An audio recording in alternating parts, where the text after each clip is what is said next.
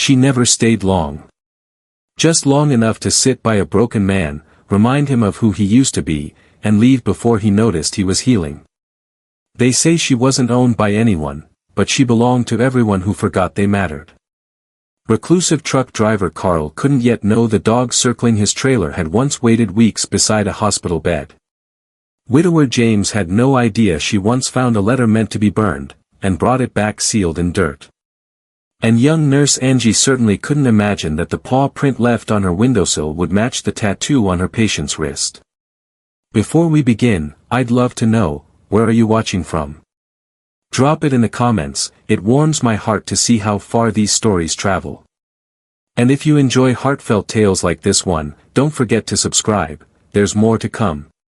Now, let's begin. It all started with the kind of rain that doesn't rush or roar, the kind that falls slow, like the sky itself is remembering. Long after the thunder had stopped and the wind had folded back into itself, the dirt road behind the Butler County Animal Shelter turned to quiet mud, and from that mud rose the shape of a dog, moving without urgency, without sound, and without anything left to lose. She was old, the kind of old that makes bones creak in the morning and memories sharper than they were in life. She moved like something called to her, not with force, but with familiarity, as if the path beneath her paws had been pressed into her long before she ever walked it. The name on her collar was too faded for the girl at the shelter to read, just a smear of letters and the ghost of a phone number no longer in service. They'd said she wouldn't last the week, that the old shepherd would give up like so many others had after losing their person, but Shadow didn't lie down, didn't whine, didn't look back. She simply walked forward, one step at a time, the way she had always followed Jasper Lee, her old man, back when his boots still tapped the earth like they owned it. The first night on the road, she found an overhang behind an abandoned feed store, the wood warped and soft, smelling of hay and diesel. She lay there until the sun crawled back up over the hills, her eyes half open, her ears twitching now and then, like she was listening to something just out of reach, something older than sound. That day, her feet carried her to the edge of Route 79, where the blacktop cracked like old skin and the weeds had started whispering through the gravel. The wind changed there, it smelled of pine, of burned coffee, and of motor oil, the kind that clung to flannel sleeves and truck dashboards. She picked up the scent not with panic or eagerness, but with recognition, and turned toward it like a compass pointing home. By late afternoon, the rain had lifted, and Shadow came to a stop beside a weather-worn Peterbilt 379, long parked and rusting under a carport sagging under its own weight. There, in a tattered lawn chair, sat Loretta Mayfield, 82, once the best damn long-haul driver south of Amarillo, and now just a woman in a faded ball cap, holding a photo frame so tightly it looked like it was the only thing keeping her from floating away. She didn't say anything when she first saw the shepherd, just narrowed her eyes, as if the dog was something she recognized from a dream she hadn't dared remember. Shadow sat down exactly 6 feet from her, placed her chin on her paws, and didn't move for 3 hours. When the sun began to drop behind the grain silos, Loretta finally spoke, her voice like gravel under slow tires. "Don't suppose you're looking for a ride," she muttered. "Because I sure as hell ain't going nowhere." Shadow blinked once. Slowly. The next morning, Loretta found the shepherd still there, curled against the tire of the truck, eyes closed but ears alert. She made a pot of instant coffee and poured the leftover bacon grease into a chipped bowl, not out of kindness, but habit. Old truckers didn't leave the hungry waiting. By the third day, Loretta was talking again, not to the dog, but around her, like the kind of monologue old folks give to ghosts or radios that don't work. She talked about her husband Red, lost somewhere between Flagstaff and Albuquerque back in '91, and how she'd kept his cap hung on the mirror ever since, even though the truck hadn't run in decades. She talked about how she still left the porch light on some nights, like he might still find his way back. Shadow listened, unmoving, unjudging, the kind of listener people forget they've needed their whole lives.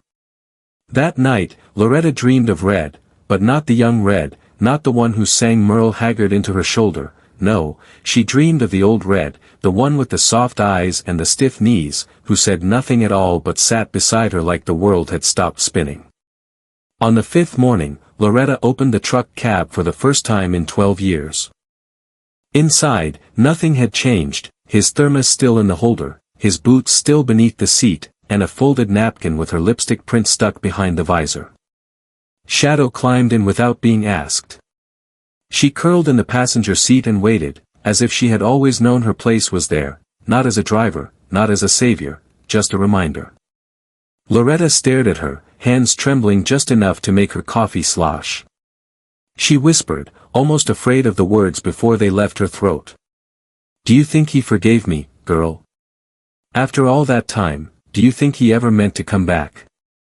"I think he never left," Mason said, his voice slow and brittle, like a barn beam that's carried too many winters. He wasn't speaking to anyone in particular, just letting the words hang in the air, like sawdust that floats long after the blade has stopped spinning. The shop was still, lit only by a narrow beam of sun that slipped through the warped slats and landed square on the workbench.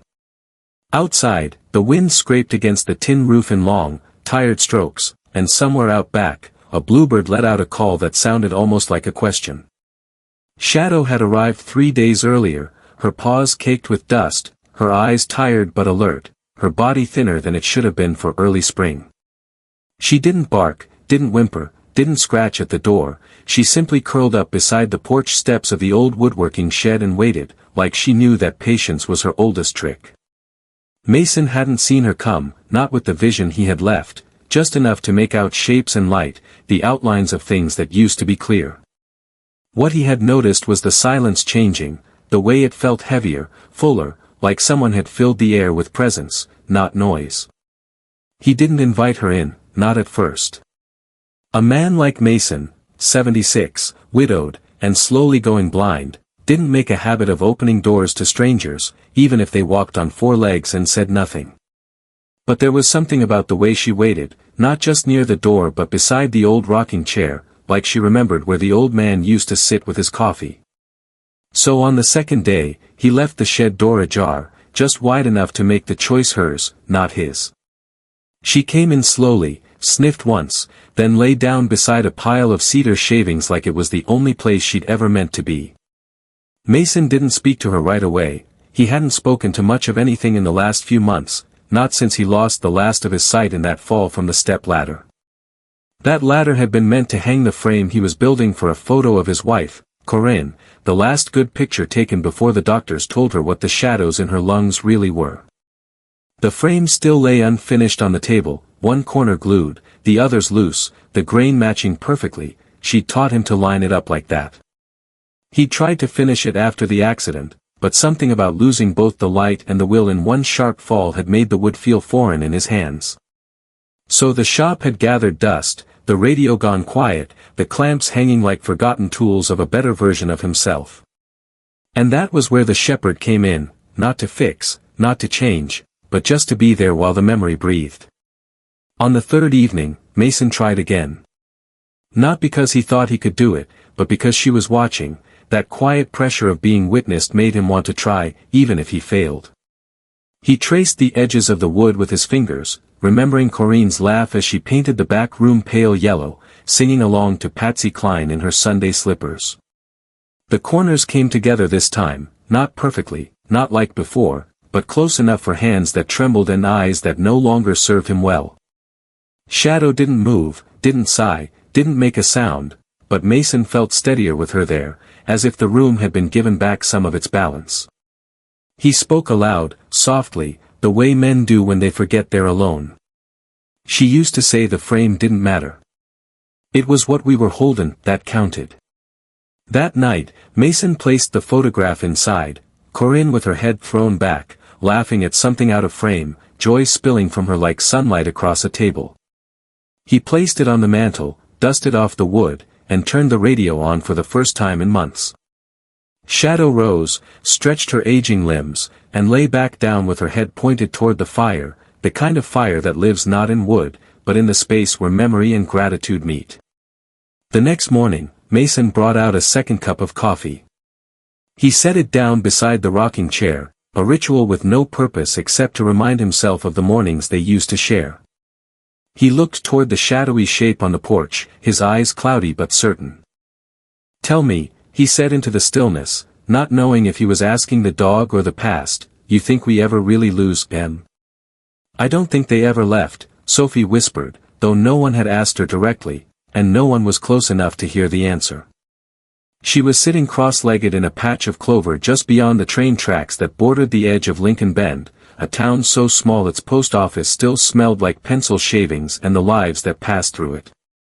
In her hands was a faded Polaroid camera, cracked along one side and missing the back cover, the kind that printed memories whether you were ready for them or not. The camera had belonged to her father, Brady Carson, a rail worker who disappeared one October morning 7 years ago without a note, a footprint, or a goodbye.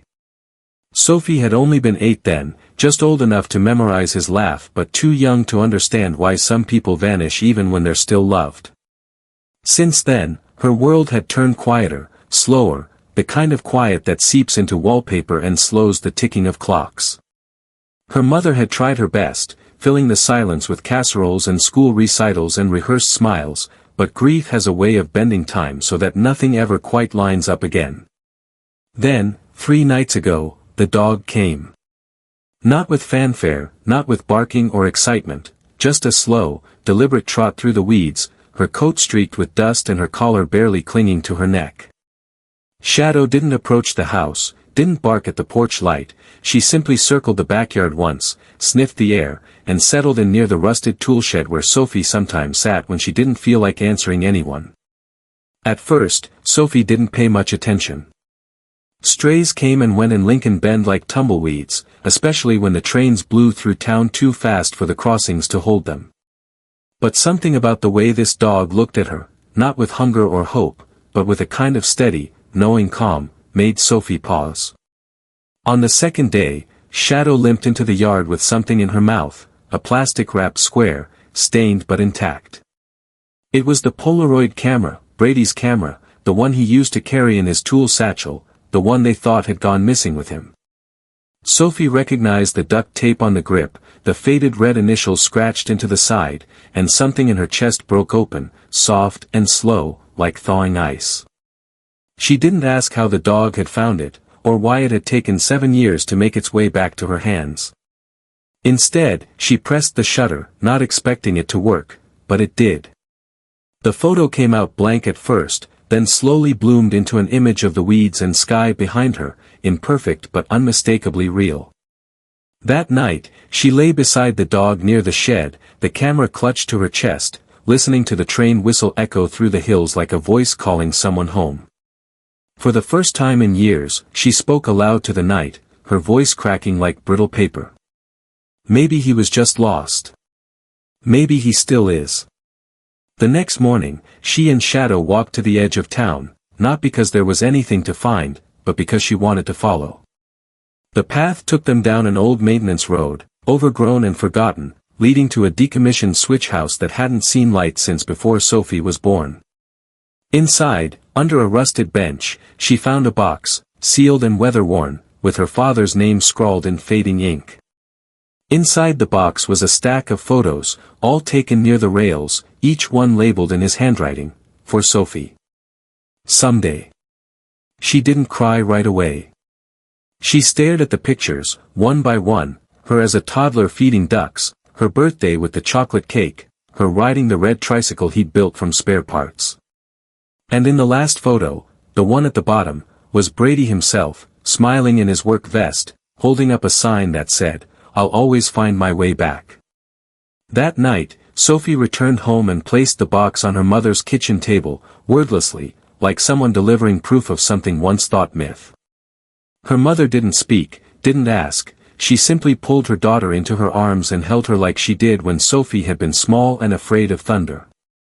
Shadow lay at the doorway, her head resting between her paws, eyes half closed as though she had seen all this before in 100 other kitchens, in 100 other homes. Sophie knelt beside her, brushing the dog's gray-speckled ears with fingers that now shook from something deeper than cold. She whispered, "Why you? Why now?" Her voice broke again, and she buried her face in the dog's fur. "I think some doors only open when someone knocks the right way," Ernest Hale said quietly, almost like he was confessing it to the books. He sat behind the counter of Midnight and Sons booksellers, a forgotten little shop pressed between a pawn store and a boarded-up diner in the hollow town of Eagles View. The bell above the door hadn't rung in over 3 days, and the only sound left was the gentle flutter of old paper and the settling groan of aging floorboards that creaked with every memory they carried. Ernest, now 74 and mostly silver-haired, had stopped checking the mail, the register tape, and the calendar hanging by the espresso machine that hadn't worked since the Bush administration.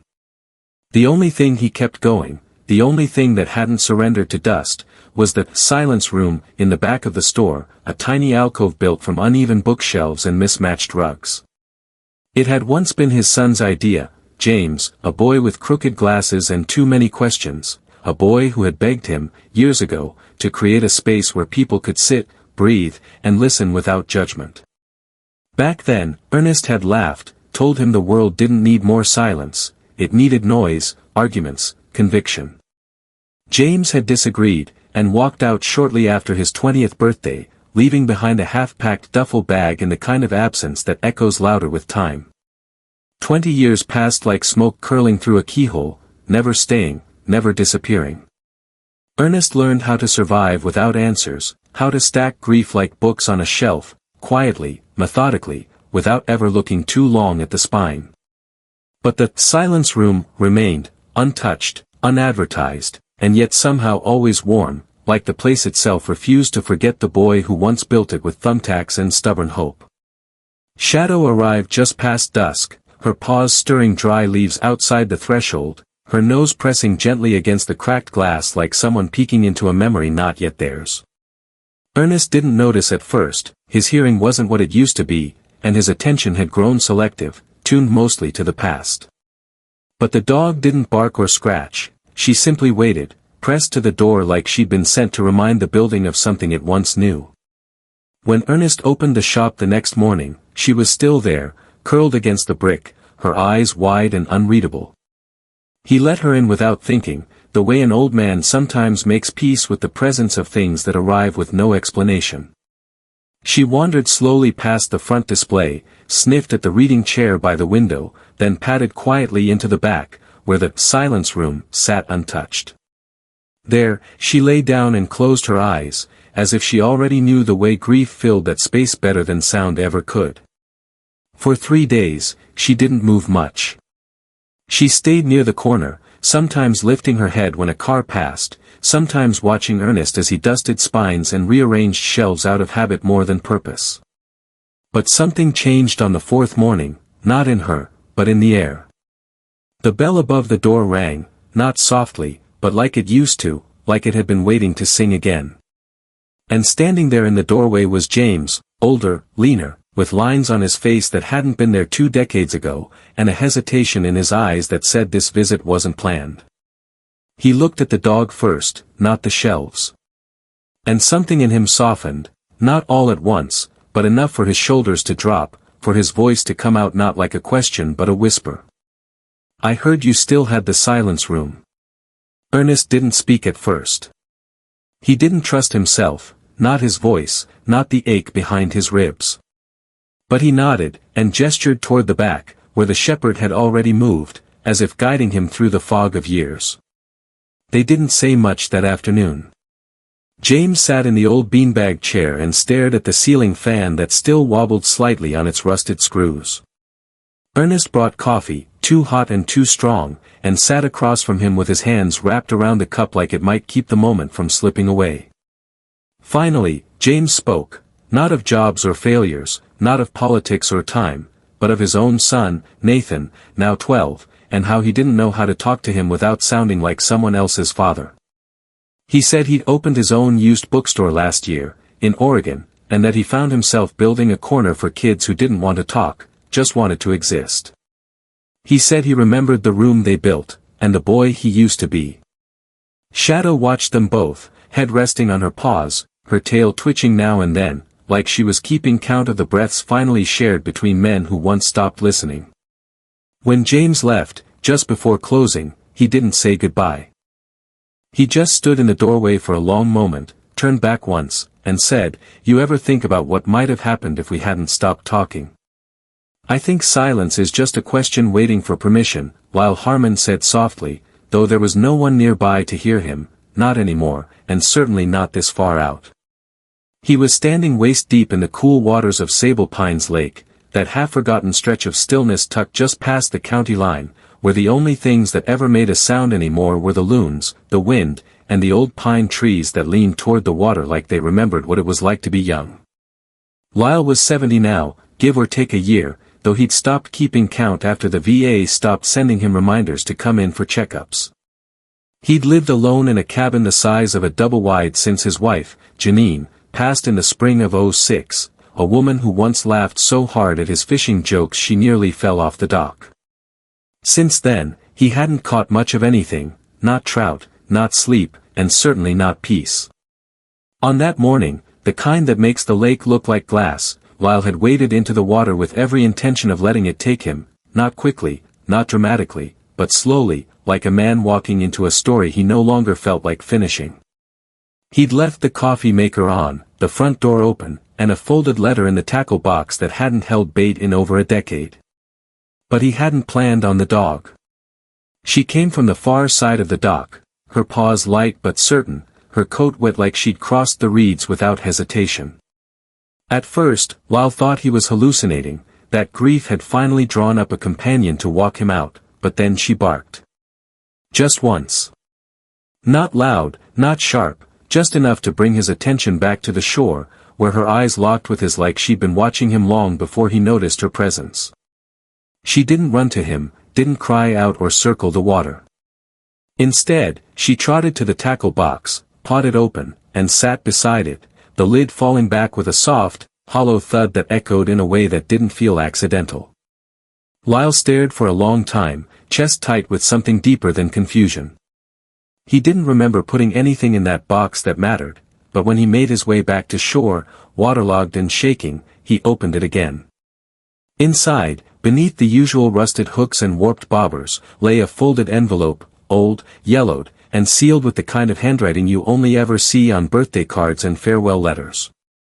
It was addressed to him, not in his name, but in Janine's voice, that special kind of scrawl she used when she didn't want him to know she'd been crying.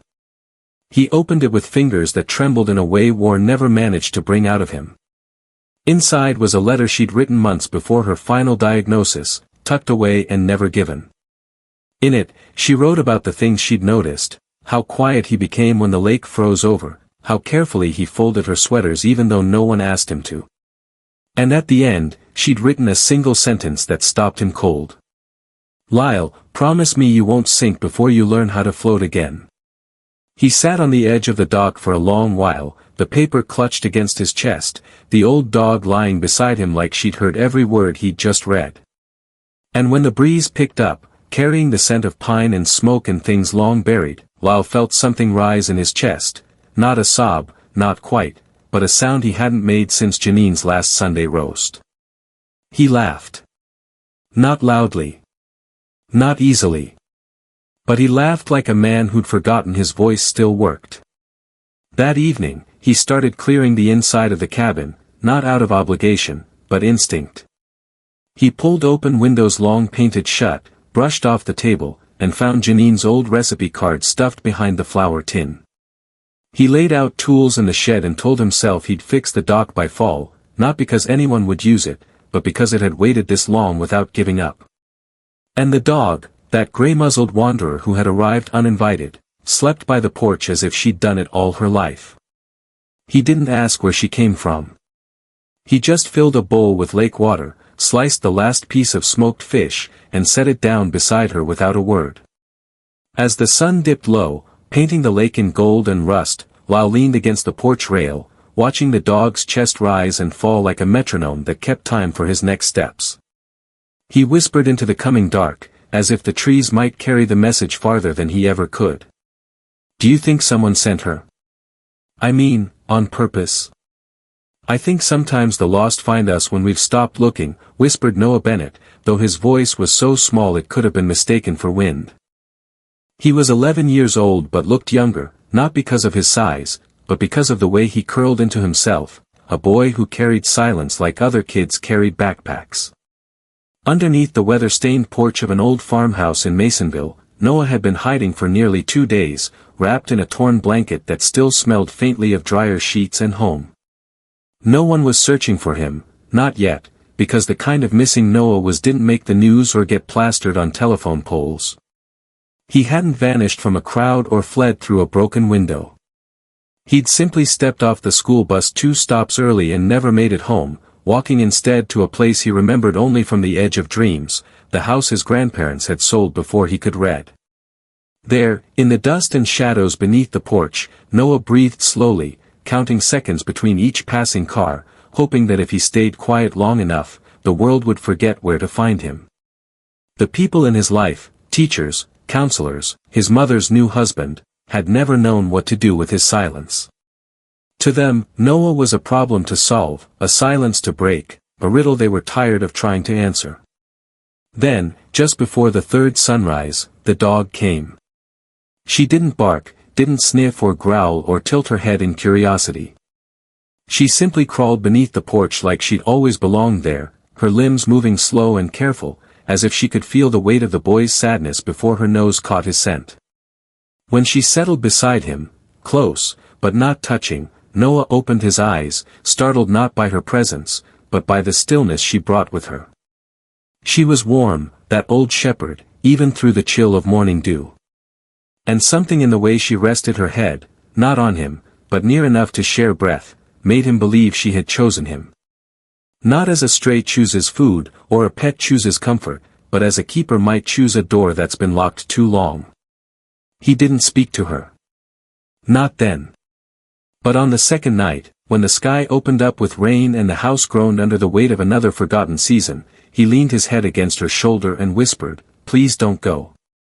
It was the first thing he'd said out loud in weeks. The next morning, the world found him again. A woman walking her Labrador called in the sighting of a boy and a dog under the porch of a long-abandoned home. When the officers arrived, gentle and slow-moving, they expected resistance or panic, but Noah didn't run. He didn't cry.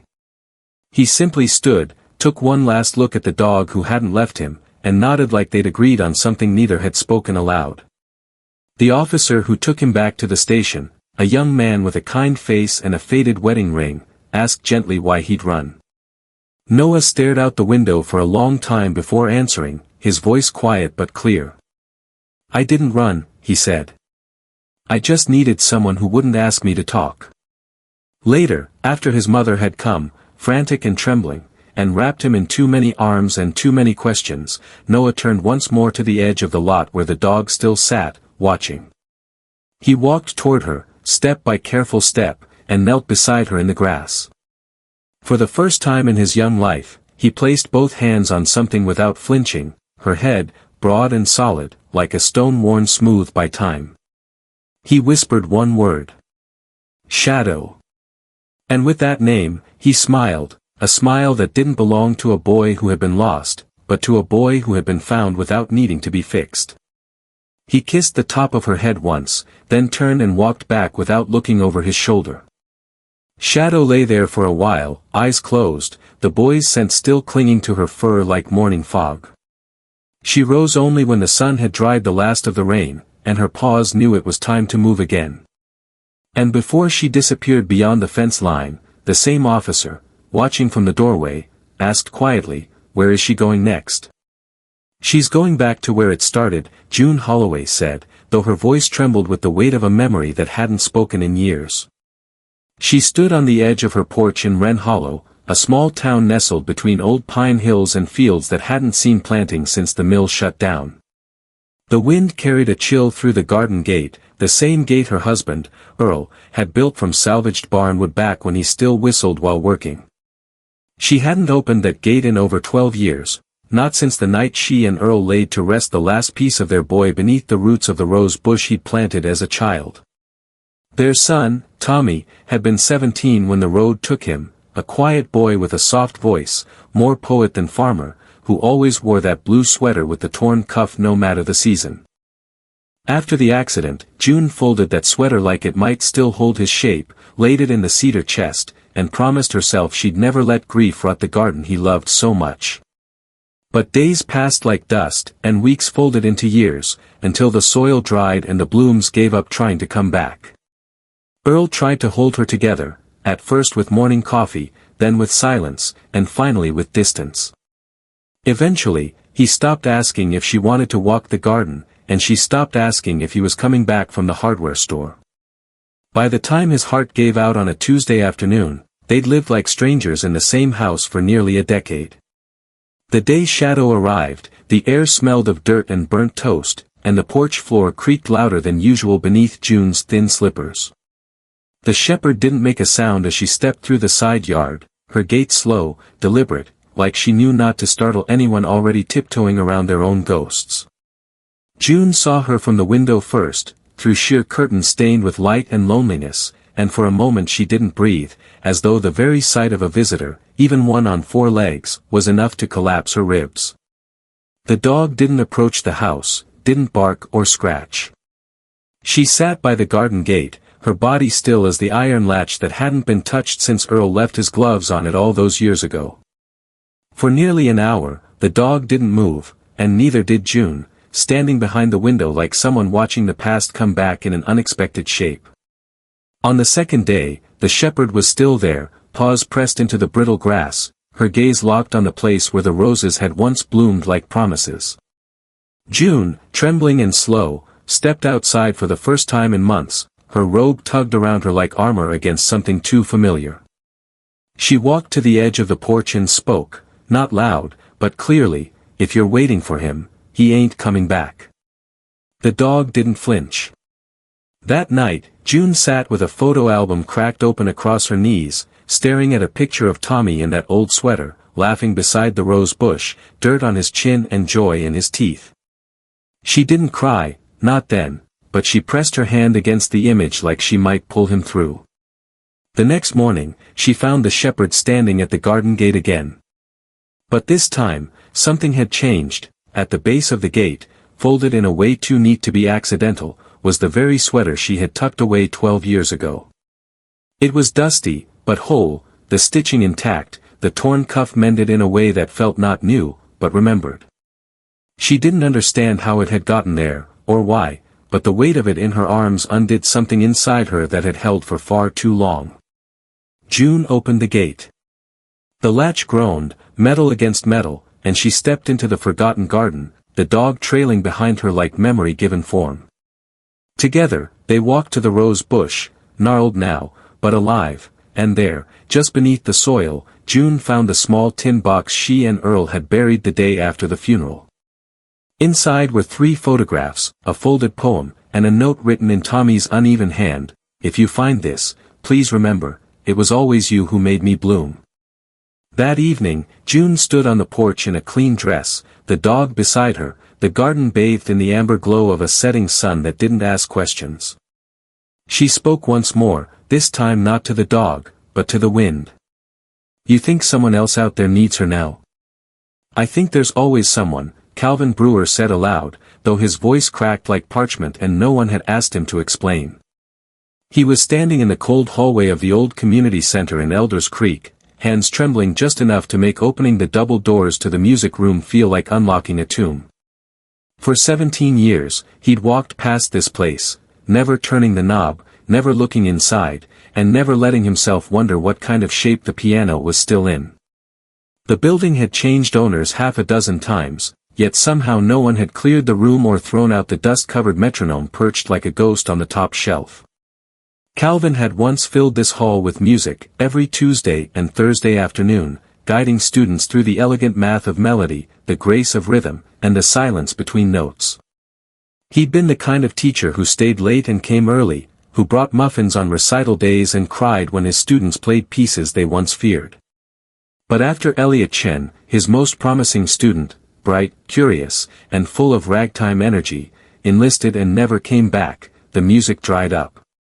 Calvin stopped playing altogether, packed up his scores, and let the keys go quiet, not from anger or despair, but something quieter, an ache too steady to notice most days.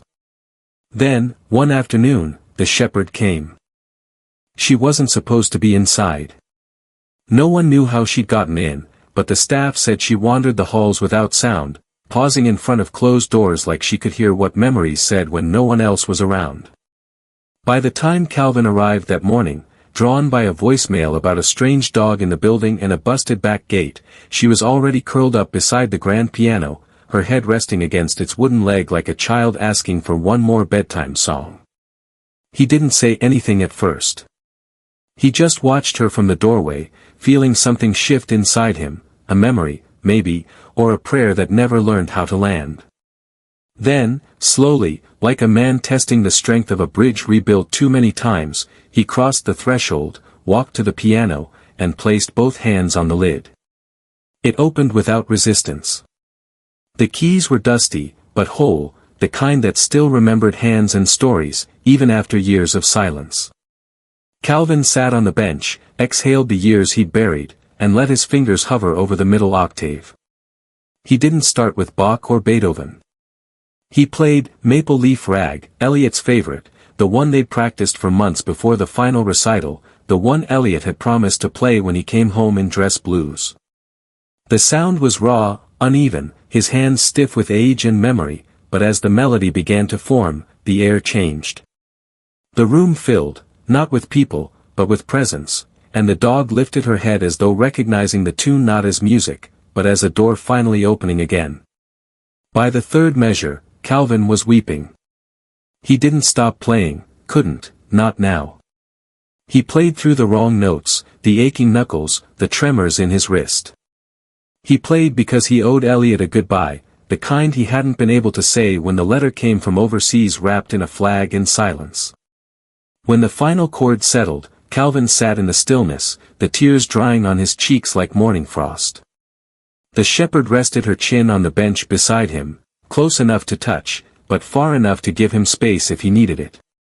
And in that moment, something ancient and unfinished inside him was given peace, not because it was solved, but because it had been heard. That evening, Calvin wheeled the piano into the front of the community room. He taped a handwritten sign to the top, "Free lessons. All ages. All hands welcome." He didn't know if anyone would come. But when he returned the next morning, he found the shepherd still there, and a girl no older than 8 sitting on the bench, waiting for someone to show her where to place her fingers. Calvin smiled, pulled up a second stool, and nodded toward the keys. "You ever played before?" he asked softly. The girl glanced up with wide eyes, her hands hovering over the ivory like they were afraid to land. "Do you think I could ever be good?" "You don't have to be good," said Eli Booker, his voice worn like a coat passed down too many winters, the kind of voice that came from a man who'd seen more fire than most folks ever would. He sat in a battered recliner in the middle of a scorched-out trailer, the roof half gone, the walls blackened by smoke, the air still thick with the scent of things that used to be. Outside, the Missouri sky churned with gray, but inside the ruin of his home, there was a strange kind of quiet, not hollow, not haunted, but expectant, as if something had stayed behind just long enough to say goodbye. Eli had been a firefighter for 36 years, the kind of man who ran toward the flames when others ran from them, who knew the sound of collapsing beams and the taste of melted insulation better than most men knew prayer. He had built this trailer by hand when his knees finally gave out, not because he had to downsize, but because he thought small spaces were easier to fill with love. His wife, Marla, had passed 3 winters ago, pancreatic cancer, swift and mean, and since then the trailer had stood more as a memory than a home. Eli was in that recliner the night the fire started, a faulty propane heater, a single hiss that turned into a roar before he could even stand. The flames came quick, hungry, and wild, but Eli didn't panic. Not because he wasn't afraid, but because he had already made peace with the idea that everything eventually burns. He would have stayed, too. Would have let the smoke take him quietly, like a man easing into a final sleep. But the dog changed that.